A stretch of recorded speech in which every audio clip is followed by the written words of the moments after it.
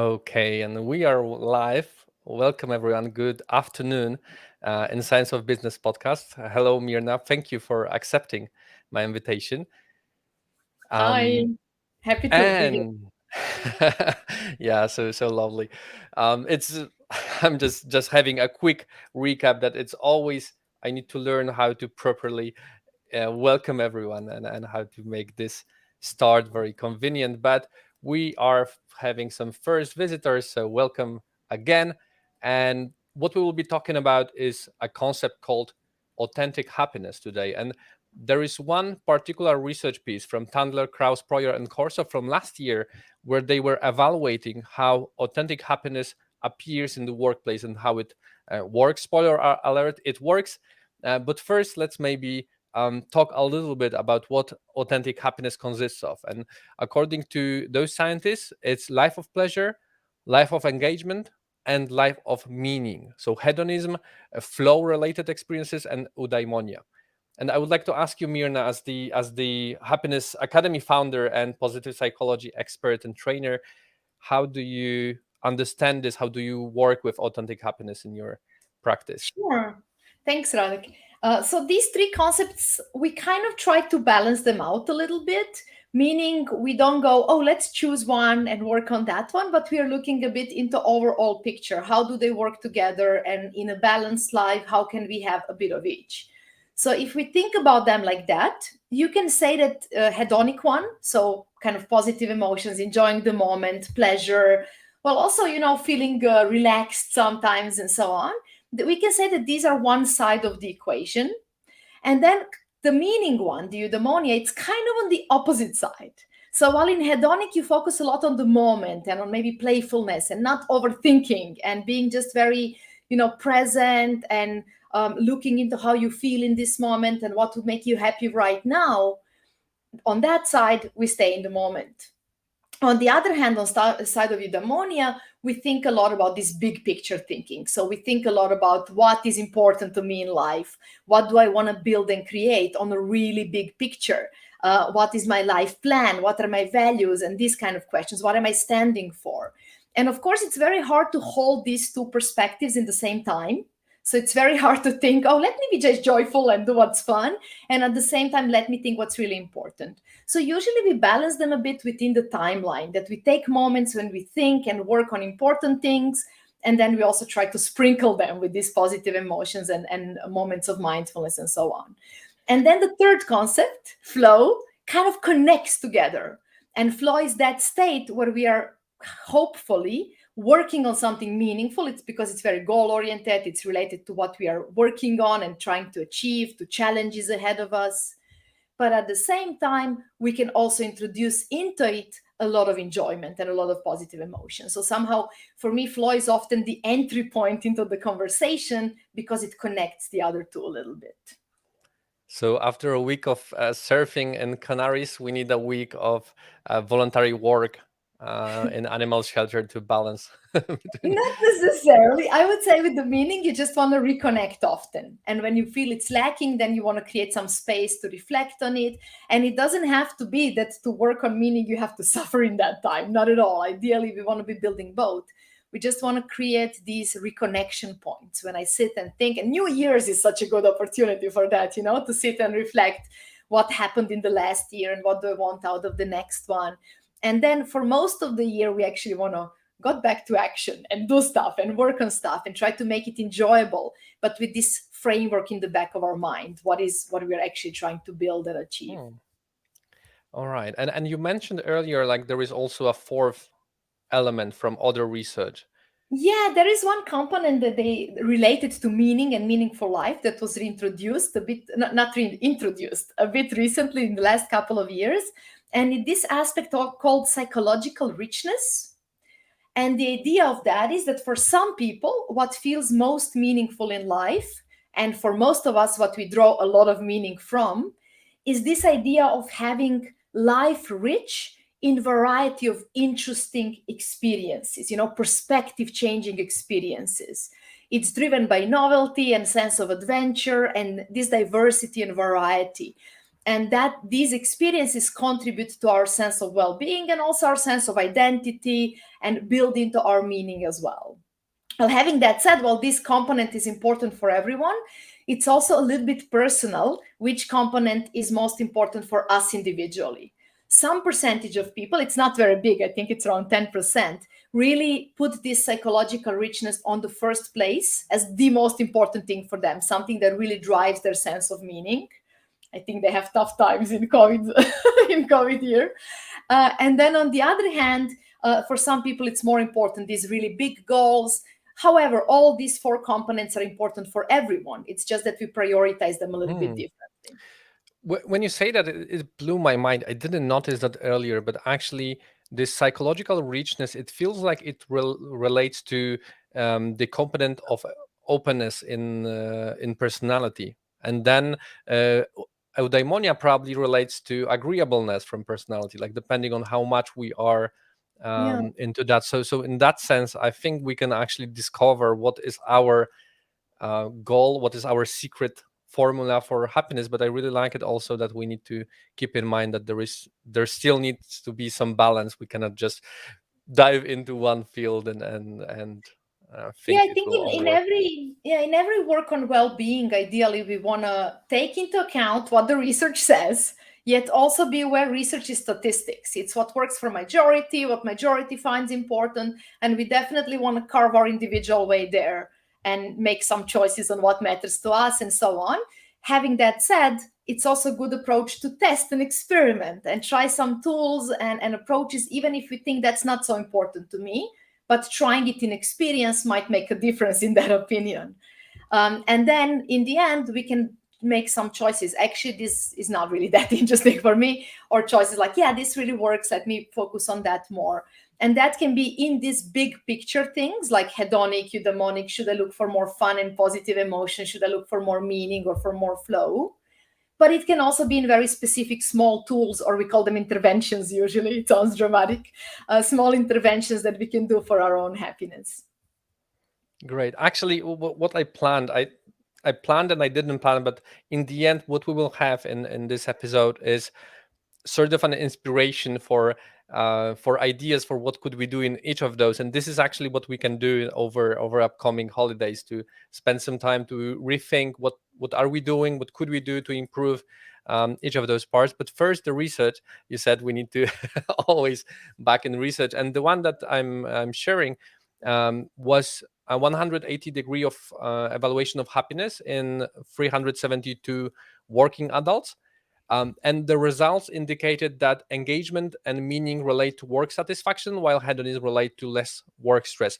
While this doesn't really matter, what matters is that basically it helps us working. So we need to invest not only in happiness because we want to live better life and more fulfilled life, but also it works for our business to grow. But what researchers mentioned is that there were only few of those interventions, as you call them. So what actually can be done in workplace to increase happiness? And since holidays are coming and we will also care about ourselves, my idea is let's go one by one. Hedonism, flow, eudaimonia, and psychological richness, and think about what could we do in our personal life and in our work life to increase them. This will help not only our viewers but also the scientists, because they don't know yet 2020 and they still didn't figure out. Let's help them out. So hedonism, my favorite one. How do we work on that in our personal lives? Yeah, I think that one is easiest. It's easiest because if we pay a bit of attention, we notice really fast what gives us positive emotion. And for that, one of the simplest exercise is to think, which positive emotion would I like to have more of? Like what would I want to have more of? Is it really enjoyment? Is it serenity? Is it love? Is it feeling of belonging? Is it feeling silly and light and fun, or whichever it is? So kind of choosing some of the positive emotions we want to have more of, and then literally sitting and building a small list of what makes me feel that way. And that could be based on past experiences, or just asking ourselves what right now, what gives me that feeling, and it's constructive. So not like cookies all over, but also other things. So what are all these? And then listing down all these things, and putting that list somewhere where we can easily reach it, and it can be a really good reminder for us to just create more space, more reminders for that. And it sounds kind of basic, but the thing is, when we are in a good mood, when we are in positive emotion, when we have a spark of positivity and joy, then we can think much more broadly and more creatively, and we can think of many more options for this. And then when we actually feel tired, stressed, down on energy, or any other shade of not such a positive emotion, then we are kind of stuck. We get in this survival mode, in more tunnel vision. It's hard to find the willpower, it's hard to find creativity to do something. So ideally, we want to create this list of little things at work, such as, massage, a bath, a good book, a good conversation with this list of people, this song to put on, movement, stretch, gardening, stepping out into the nature, just any, long list of little things. And the smaller things, the better. Because that hedonic thing, it's not about having this spree of stuffing ourselves with experiences in a day. No, it's about spreading them through the time and reconnecting with small things often. So we want to create that list when we feel good, maybe boost ourselves a bit with good music, or nice cup of tea or something else, hot chocolate, and then create that list, and then have it as sort of an option when we feel like more positive emotion would be welcome. Wow. So I'm wondering, a bold assumption, and let challenge that, please. I just had a training on learning, and we discussed, like, sometimes you come back from work, you're so tired, all you think of is just watching some series or whatsoever. I wonder if we tackled hedonism more, if we put more positive emotions throughout the day, is there a chance we wouldn't be so drained every day in the evenings? Or how Could does it be. work with energy? Yeah. I would think that this that you're describing is maybe more related to self check in and awareness. How do I feel? And then tackling it earlier, like when energy starts dropping a bit, catching that drop versus allowing it to get totally depleted. Because when it starts dropping just a little bit, then a very small thing is enough to renew us. And then when it goes down to spiral and we're like totally down, then it's really hard to pick up in terms of energy from there. So emotions definitely have an impact on energy as well. And we kind of split them in two categories in that sense. One is the activating emotions. So the ones that make me want to do stuff. In positive emotions, that's something like joy, enthusiasm, feeling inspired, motivating, positively challenged, things like that. On the other hand, we also have this low energy, recharging emotion, the ones that invite us to get calmer, but also in that way to replenish our energy. And that's something like serenity, hope, gratitude, maybe moment of connection with someone, maybe pride. I think pride can go both ways, right, in terms of energy. But I think key is also to recognize, are we maybe sometimes spending too much time in one of these two energy sides, too much in activation or too much in quiet and slow? And can we revive that cycle a little bit? Can we look for more of positive emotions in a place that actually is a bit depleted for us? Just took notes. It sounds brilliant, and I think I will explore that even more, how these things appear, because what I tend to do is to put them in one place, like you've said, these Yeah. moments of joy, like playing piano, or having a nice cup of coffee. It's like either in the morning or in the evening, because it's easier this way than to break your day through, but maybe worth considering to keep your energy to be a bit more steady in that sense. And how about workplace in terms of hedonism? How can we spark pleasure in our teams? That's a challenge, Yeah. or is it? Yeah, it could be. I think this really depends on the context of work and on relationship between people and their tasks and their environment. But I would say one of the maybe best places to look for this is our relationships and interactions we have. And because that's very often a spark, hopefully, that can very often lead to spark of, a bit of fun and having relaxation, a bit of meaningful conversation, feeling connected, feeling belonging. That comes from our goals and tasks as well, but it comes very much from people as well. So I would look into that from perspective, how can we connect people a little bit more, and how can we create small moments where they have chance to connect. And I'm not talking there so much this, team building, very structured activity, lock them for 2 days in adrenaline packed type of activity so they connect. Because in that activity, maybe they connect, but they don't get to know each other really. I'm talking more while working on meaningful projects that hopefully most of us cares about.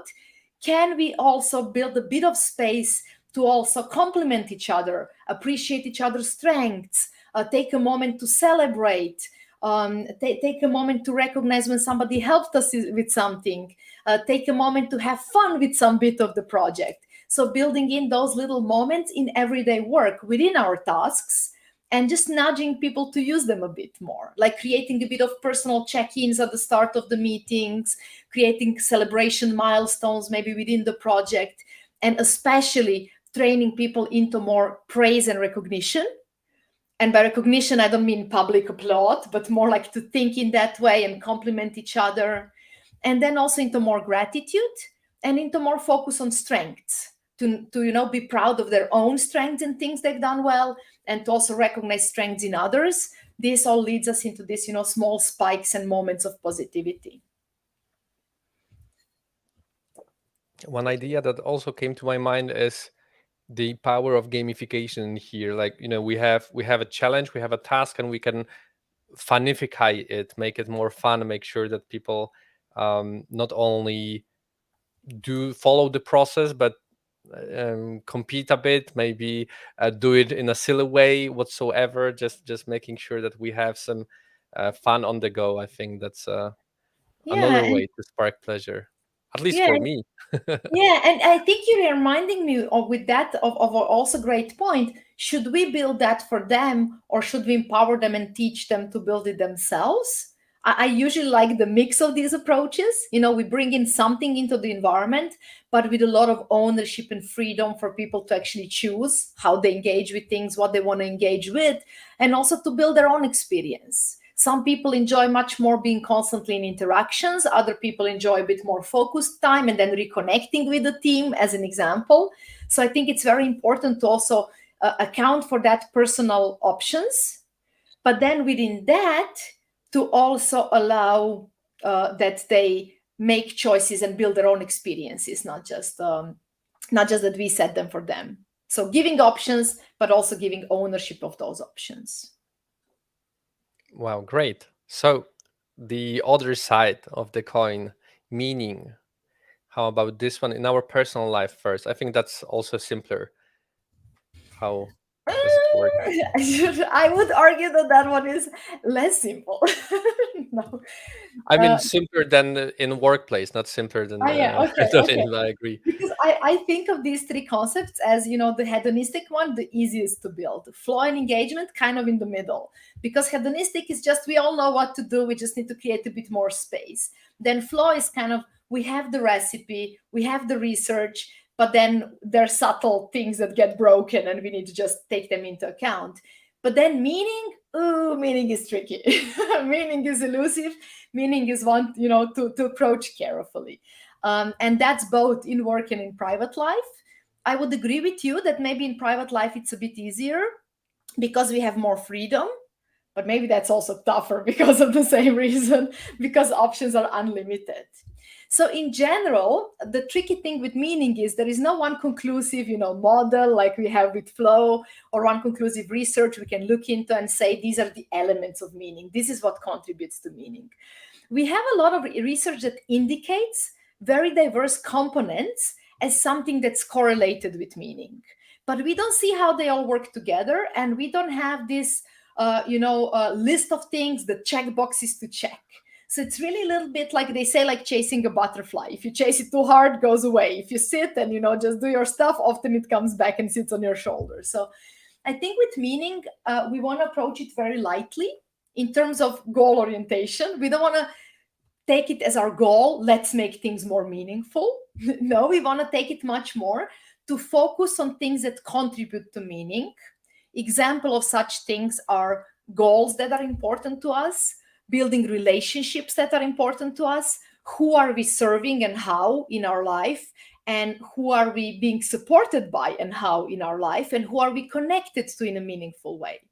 Then reflection on our values, on things we are excited about building. So all of these topics, they contribute to meaning without actually asking, is this goal meaningful? But asking, what goal would I like to do? What is my bucket list? What is my, life goals? What are things I'm excited about creating? What do I want to learn?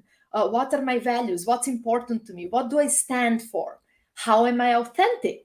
What are my unique strengths? What am I bringing into this world? How can I show up for even in an even better way? These are all questions that contribute, while at the same time, if we ask, is this meaningful or not, we kind of start breaking into that. If you overanalyze it, it's really tricky. So ideally with meaning, we want to approach it a bit indirectly. We want to play a bit with trying different Mhm. things out, and then gently observing what feels meaningful. So it's not like happiness boosters with hedonistic approach where you build the list, you do the list, and you go back to the list often. It's much more elusive. It's much more about taking it as experience of life to keep on uncovering this question and asking questions: what matters? What do I want to build? What do I stand for? How am I authentic?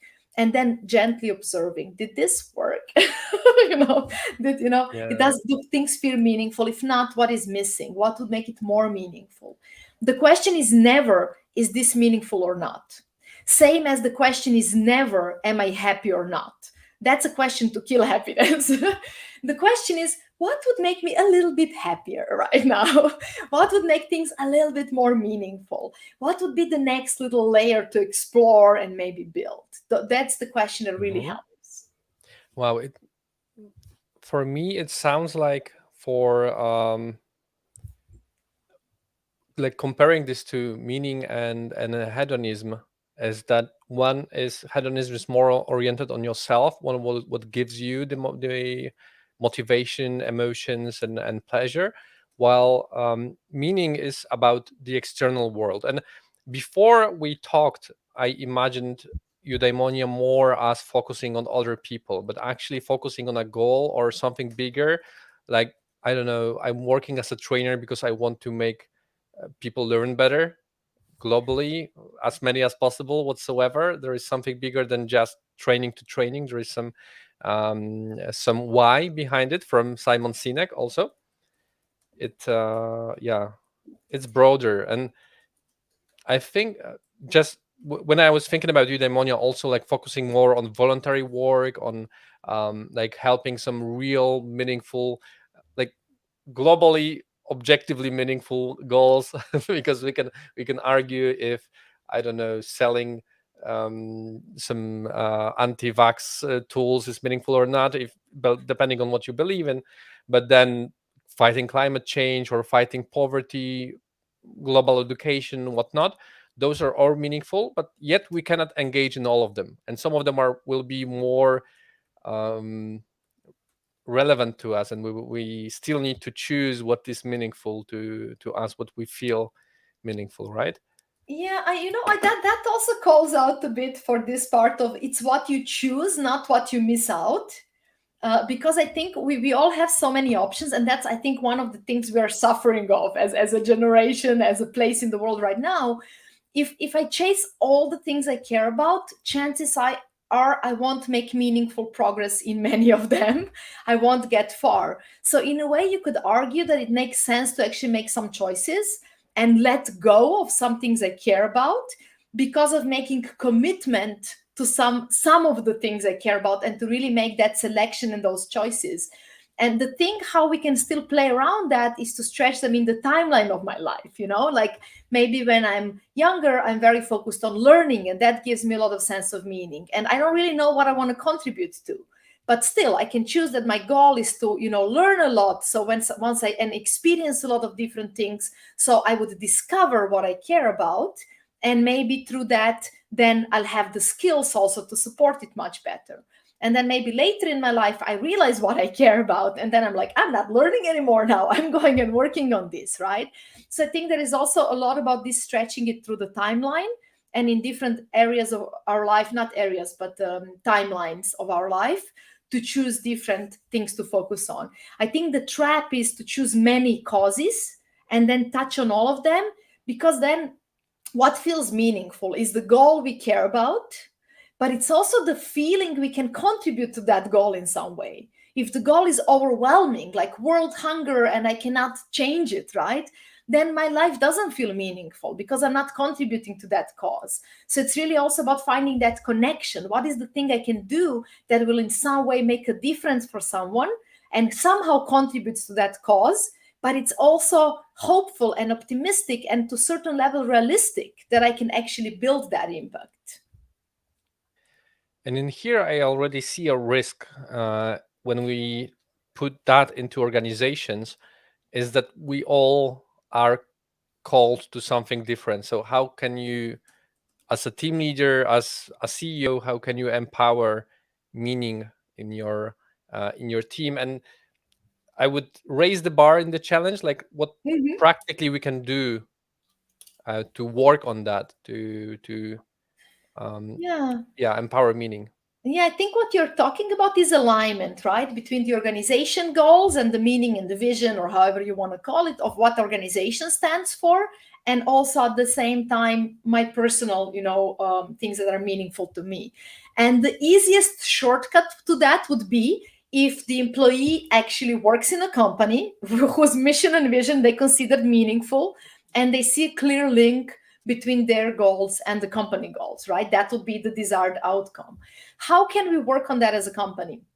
On one side, we can focus on making our vision and mission, actually meaningful in the world and real, not like fake meaningful. And I think social entrepreneurship here is a wonderful trend that I believe it's growing, and I hope it will grow much more. So actually to stand for something in the world, not just for the profit, right? But then also think about how are we telling that story. And like you're saying, putting it in practice means to communicate it a lot, right? What are we standing for? Really bringing those values into all our internal and external communication, and practice, of course, in our actions. On the other hand, individual goals, that's a bit more tricky, because that's something that on one side needs to be aligned. And that's, I think, job of a manager to help the person align their goals with the company vision and so on. And on the other hand, they have to have personal factor of what matters to you and how can we bring this together.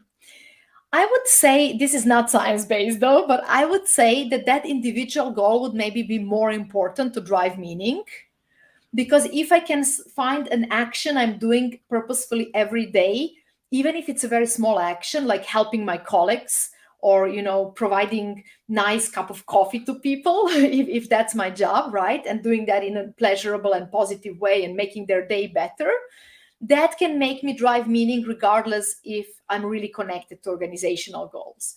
However, ideally, I would want to also find the bridge in between. How is my, serving the coffee also contributing to a company that is creating life with, I don't know, comfortable experiences where people have a moment to be mindful and reconnect with themselves, totally inventing now. So that alignment and communication of big goals often, and also in practice and in behaviors, not just in theory. And then at the same time, having that level of ownership to give people some space, what they focus on and how they shape their goal. And then third element, building that connection, having that conversation. Is it Mhm. connected? Communicating how your specific actions contribute to the vision. That's also something that's not always obvious. Okay, and now let's imagine I'm a team leader in an IT company, 6 people that I'm working with, and well, like I feel a bit hesitant to get into this inspiration and sharing the meaning from the company. Yet I would like to spark meaning inside my team, maybe in a more playful way, maybe in a way that will be um, yeah, less challenging for me in terms of um, getting into the stage. I'm a bit introvert. You probably know that. So like, are there any little things, just like in hedonism, is there something small we can do in the team to spark this meaning? There's some interesting correlations there. And that is the goals correlated, of course, with meaning, but also having the chance to engage our strengths. So asking people, what are you good? What are your strengths? How can you use it this week? How can you use it more in your work? And not like in this compliance, performance review way, but really more maybe inviting people to share with one person in the team one strength they appreciate about them. That's something you can make into playful or even gamification. Who names more of strengths? However, you always want to underline a lot that here we are going for authentic. We don't want to do these activities to, tick off the boxes and to, just, to satisfy the manager or whatever. But you really want to give a lot of why and invite for authenticity in that sharing, and providing the explanation why that serves that person, why that serves you, why that serves the team, giving a lot of that kind of why, even if it's a gamified and fun activity. I'm a huge believer that for adults, we need to have a bit of why behind as well. So a bit of like, Mm. even through this game, we are working on whatever, motivation, your focus, your thinking, and so on. Call me Yeah. a nerd. it, um, it it reminds me of an activity, team building from very very far away in time, but in the past, and it was using metaphors. Basically, everyone in the team was figuring out what kind of office object are they in the team, and I was a clipper. And then why am I a paper clipper in this team? I'm connecting things together, I'm connecting people together whatsoever. Like, finding this why. What's yeah, your role in the team? What are you bringing from the perspective of gardening tools or office tools yeah, whatsoever? You can name one. Really fun activity to that could maybe yeah. help in here. And maybe one more thing to connect with meaning is when you talk to people about what's meaningful to them. This is not, again, research, this is a lot of conversations. They will very often name one of the three things, and then they'll embed it into something bigger, but it will always be these three trends. One, I'm learning, growing, becoming better person. So in some way, orientation towards learning, toward growth. Second one, I'm creating something. So there is something that I see as my outcome. I build, maybe it's virtual, maybe it's real, but I see something in some way I can engage with the outcome of my work. And the third one is other people and relationships. I'm serving someone, I'm making someone happy, I'm helping someone, I'm teaching someone, whatever it is. So that could be a really good tip also from the perspective of manager to have discussions on these trends. What are you learning? What are you hoping to create? How are you serving others and helping others? And not all of these are maybe motivating for everyone, but by asking these three questions, you will see what they're excited about. The learning list will be a million things, and they're like, yeah, I want to learn this and this and this. And then who are you serving? Meh, my clients.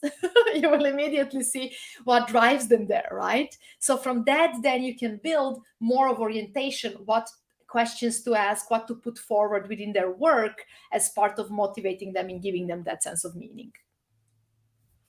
I was smiling when you shared the second because I could guess the third, that other people could be also a strong Yeah. motivator in here. All right, so we covered meaning, and then there is one more from this original authentic happiness, which is flow. So how about flow in our personal lives? In Christmas coming, how can we boost Yeah. flow? Flow by by far my favorite concept in positive psychology, so stop me here. No. I think with flow we have, like I said, we have kind of a clear recipe, but it's also, if you get in too much execution mode, that's not very good. I like to say flow is a bit like sleep. If you go to bed and you're like, now I'm going to sleep really well, really fast, yeah, not going to work probably. But if you play with things impact it, like dark room, good temperature, good hours of sleep that you provide for yourself, silent space, and so on, it's quite likely the sleep will happen and it will be good, right? So you don't want to over control it, but you want to be aware of the elements.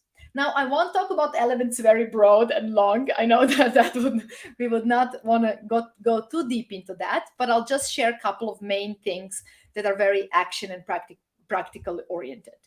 So one thing we need for flow is clear goal and knowing how are we progressing to that goal. And what is important to recognize is that that goal needs to be kind of immediate. That's the goal of that activity in which I'm engaging right now for the next couple of hours or something like that, maybe a bit shorter. So these immediate goals are obviously not the same as very meaningful goals. So we want to also create alignment with meaningful goals if we want to work on meaning as well.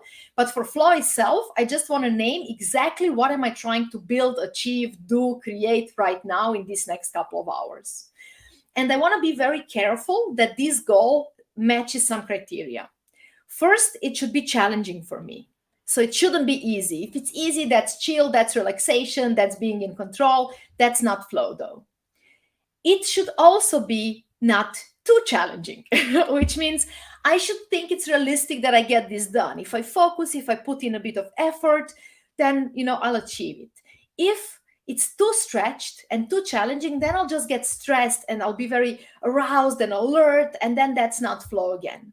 So if I'm too alert, I should see how to tune the challenge down or build more support or more skill to be better at this, or maybe make a smaller goal, right? Choose a smaller goal. On the other hand, if I feel a bit bored, routine, control, it means I should raise a bar, see how to do this better, more creatively, more crazy, any factor I want to bring in, but something that will make it a bit more stretched. And then the third important criteria is that I should know how am I progressing towards this goal. If I'm just working on this and I don't know if I'm doing a good job or not, am I moving ahead or actually going backwards? That's not very flow conducive. So I want to build some sort of feedback, maybe a metric, maybe my own check-ins, maybe feedback from someone else, but in some way I want to know what's happening. And then the last bit that breaks flow very, very often is focus. If I cannot be really focused on that activity, then I can't cope with the challenging goal, of course. I cannot be present, I cannot work on it to stretch of my abilities, and that breaks it. And often that's the one which, both in personal and in the work life, is very often the breaking point. The goal that's too vague and too big, or maybe too challenging or too easygoing. And then also the focus that we don't allow space, and externally, meaning distractions, or internally, meaning uncontrolled thinking and random jumping between topics, disrupt that focus, and with that, disrupt the flow. I'm thinking, like, I started thinking of Christmas and what exactly could we do. Like, for me, cooking some specific dishes requires quite some challenge. Yet not so in a way, like when we set those conditions, it doesn't matter if it's work, if it's hobby, if it's whatever. I think that then you can get into flow. And actually, the first research in flow was in sports activities, if I'm not wrong. Yeah, it's very related. When we look into research, it's very related to leisure activities. So sports, but also music, arts, and this kind of, also to some specific jobs like surgeons, and then sports like climbing, many, many sports actually. And that's because the activity is set up in such way. You have a clear goal. It's probably challenging for you. And in some way, you see very well if you're doing well or not, right? If that painting is horrible or if you like it. One of the relevant questions that showed up within the research by Csikszentmihalyi was, why not at work? Work tasks, don't they fit the same framework? Don't they fit also, the you have a goal, you know how you're doing, you're focused or not? And what one of the answers he came up with, why don't we have more flow at work, is the attitude. And it's just basically saying work shouldn't be fun. You're there to work, not to enjoy it, enjoy. So attitude is definitely, and mindset around things, it's definitely very important. And then clarity as well, because I think we get a bit lost. Not many of us do sports 8 hours per day. So I think probably we also in work, we get lost in that abundance of time we spend on it, and that disrupts the structure a bit and the clarity of the goal, and of course focus as well. So work as such is amazing playground, and for many of us, one of the best potentials to work on more flow actually. Even if you would say, how can I bring more flow in my personal life, I would say start by looking into work. For other things I wouldn't say that, but for flow I would definitely say that that's a really good playground for that. And I wonder, so like this is clear for me on this side, but I wonder on the other. So flow contributes to happiness, but how? Yeah, so flow, okay, flow on one side, it gives us sense of meaning because it gives us sense of growth, right? So it's more, I would I would say ideally it's related to both eudaimonia and hedonic part if you build meaningful goal you're working on when you're in flow, and you also allow some positive emotions because you're not stretching it that hard that you're stressed and so on. So ideally you want to connect it with both. That's not always possible, of course, and not always, we don't do it always because we don't think so maybe intentionally about it. But it also contributes to our sense of identity a lot and to our sense of learning and growing. So, as I said, that's one of the drivers that's very important for many people, that I feel that through life, somehow I'm actually progressing and advancing. And flow is a very good platform for growth and learning and even for reaching mastery. Why? Because that balance, that goal always have to be challenging, means we keep on raising the bar, and as we are doing it our skill raises naturally because we have feedback, and through that we are kind of getting better, and then we keep on raising the goal, so raising the skill as well, and with that is one of the best frameworks for learning. So it's very common that people within the flow experience are not very self-aware and they don't think a lot, how do I look while I'm doing this? And, is this cool enough? And these things. So there is not a lot of this identity present and self-focus. We are very immersed in the activity. And sometimes even positive emotions are not that strong because maybe I'm really, really focused. I don't have time to have joy about it and be, having fun with it and so on. However, one thing that's typical of flow is that after the experience, we get the strong sense of meaning because we were engaged with something that was important to us, and sense of growth and stronger sense of identity, like now I'm a bit better at this. So very often this after effect of flow builds into having more meaning overall in our life. Although I like to argue that we could also sprinkle it with much more positive emotions if we tune on more of savoring element, Hmm. mindfulness, not just in terms of sharp focus, but also asking how good is to feel focused in this world, we don't do it often. How nice is it to be in one activity and to do something we chose to do and all of these Immersed. things. Yeah. Yeah, a bit of savoring and Now I get it how they contribute to each other. Now it all makes sense to me how you cannot really live with one and skip the other, because they are interlinked. They intervene, and they should appear in different sets of situations. And I feel like we also covered how flow contributes to work. Like it's actually where the research started, and then and then we can think how it can contribute to our personal lives. So we still have time for the last one, psychological richness. If maybe you could also guide us a bit on how to work with that yeah, concept. I think that's the one where we're slimmest with the research, so I can share some ideas and thoughts on it. But I think it's very related to this also following sparks of positive emotion, but also following sense of adventure, wonder, novelty, maybe awe as an emotion. That one when you say, "Wow, that's interesting." Curiosity.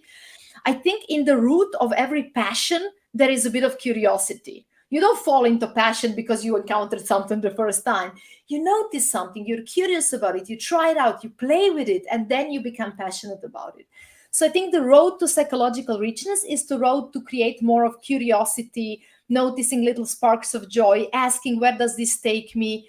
And well, when we talked about hedonistic, I talked a lot about how we go back to what we know works and follow the positive emotion, but in what is proven for us in some way. While in psychological richness we talk more about, let's follow the positive emotion, but let's look for what's different and new, an alternative, a variation. And that can be in actions, let me do this in new crazy way, or I take a new activity I've never Mhm. done, or it can New be in path to thinking. work, Sorry. a new path to work while commuting, just taking another Yeah, a that's one side tour. example.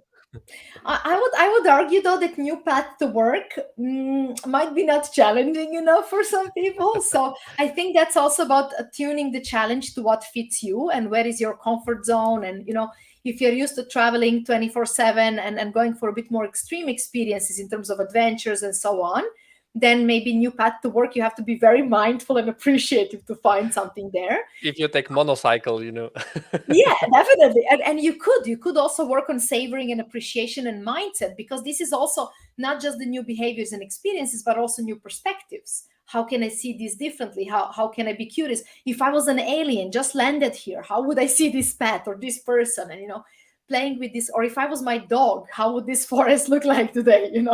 So you could really play with that as well. One concept from psychology that's related to this, maybe you're familiar with it, is also sensation seeking. And that one tells how high is your threshold in chasing new experiences and how much do you need them to feel good. So I don't know any research that's looked into connection between the two, but to me they seem very related. That if you would be high on sensation seeking, then probably you would also look for more psychological Mhm. richness. And also if you would be high on learning, driven by learning, if one of your strengths would be curiosity and learning, I would think that this aspect would be very important to you. But on the other hand, if that wouldn't be so important to you, if you would be more into building something up, consistency, and ambition, maybe even, and staying on the same path, then maybe that concept wouldn't be so important for you. So I think it's also important to recognize on which level do I want to be playing. Do I want to be playing with small crazy things and silliness and everyday things? Do I want to create the bucket list of all the Mhm. silly small experiences I want to have in my life? Or do I want to play with big goals and say, how is the experience of publishing a book? How is the experience of having a TED talk? How is experience of owning a horse, of having kids? These kind of things. They're also psychological richness, but with much bigger investment, right? So I think there is definitely space for balancing the two, playing with little things. So how is experience to pet a horse versus how is experience of own a horse, right? It's different level, different threshold in a You way. just you just sparked a crazy idea for me. So imagine in a workplace we create a bucket list for our team. Like every year, what kind of random things we would like to achieve over the year. The same thing happened with. I was reading in Tim Ferriss' book Tools of Titans, one of the top snowboarders of all time. Do you recall? I cannot recall the name at the moment, but Which one? basically, I think no. Oh, no. Actually, I mixed it up. I'm thinking of a skier. So yeah. scrap that. Anyways, doesn't matter. But what he did every season, like he was winning it all. Like he had 18 cars he won in the competitions. He was winning all the prizes, and he was challenging himself for every season.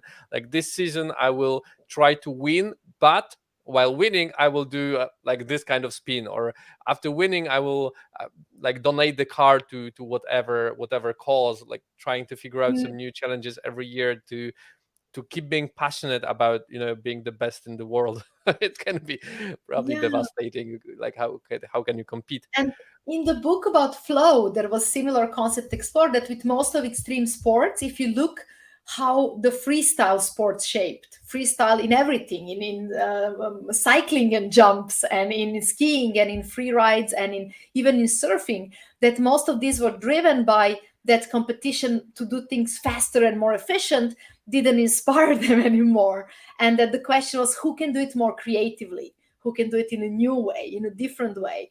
And if you look today also in which sports are most related to flow, it's usually this kind of sports, like climbing, not who climbed the fastest, but who discovered a new route, who did something that wasn't done before. And same with most of these sports. So Mhm. creativity is big aspect of flow.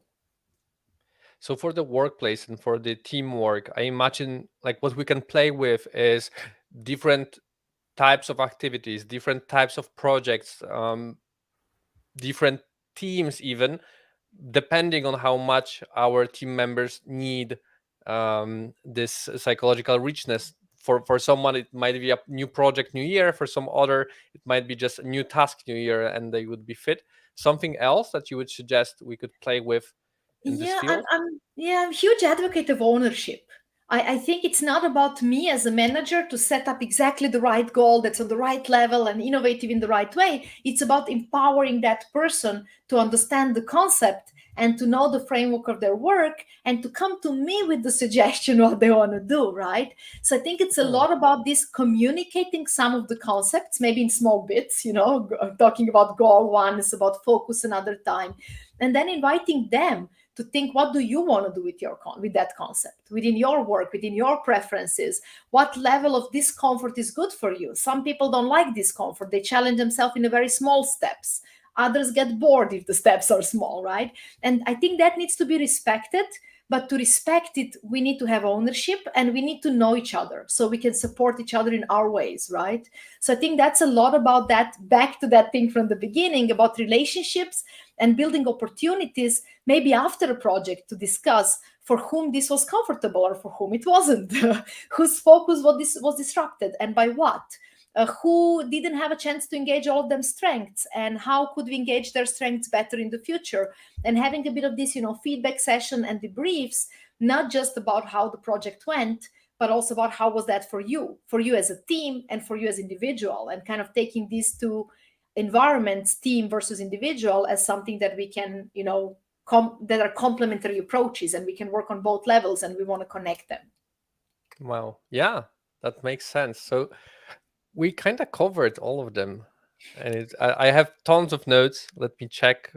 3 A4 pages I was Cool. taking as the practical things you shared. So certainly something to listen through again, to take even more practices to implement. One last question: how do you define happiness? How do you define happiness? Well, within Happiness Academy, we usually talk about it as this balance between positive moments in our life and having an overall meaningful goal in some way. So, balance between big picture thinking that our life feels meaningful and good, and we like the story of our life. And at the same time, we enjoy small steps on the way. We enjoy these moments that are built in between. Hmm. However, usually at most of Happiness Academy courses, we make people figure out their own definition first. And then we also share this as food for thought. So Speaking of which, where can we find more information? I know you write a lot, you speak a lot about happiness. So could you tell us where can we find it? yeah, Happiness Academy is a place which brings it all together. So I would definitely invite you to check on the website what you can find there. I think we can post the link, right? Or should I You can spell quote? it out. So it's happiness-academy.eu. And what you can find there, I think the best thing to follow is the newsletter, which now goes bi-weekly. We might move it to weekly next year, still considering. And in it, we pack a lot of tools and things that you can download and things that are available, and also some tips and tricks and different things. Another place is blog, where we also share a lot of content. Another place is webinars. We do like regular free webinars. I do regular free webinars usually, on diverse topics such as flow and other topics we discussed. And then for a bit deeper dive, the core of our work are actually courses in which you take 8 weeks or 10 weeks, 2 hours per week to dive into more practical way and really play with the tools, try the tools out, and really explore them. So if all of this sounds interesting, definitely join the newsletter. If something sounds interesting, go figure out on the website between the topic of 12 pillars of happiness, which is our framework for learning happiness, and then webinars, and then blog. What is it for you that's most useful? Thank you. And thank you very much for today. I think we not only discussed research, but actually we have advanced it. And that was a great. I love that thought. So now we should invite everyone to go work on it. And your Yeah, first step can be right after this, listening to this, to think a little bit which of these four aspects would you want to focus on strengthening a bit. And by focus, I don't mean overmanage and overthink, but just, lightly play with. Is it the pleasure and positive emotions?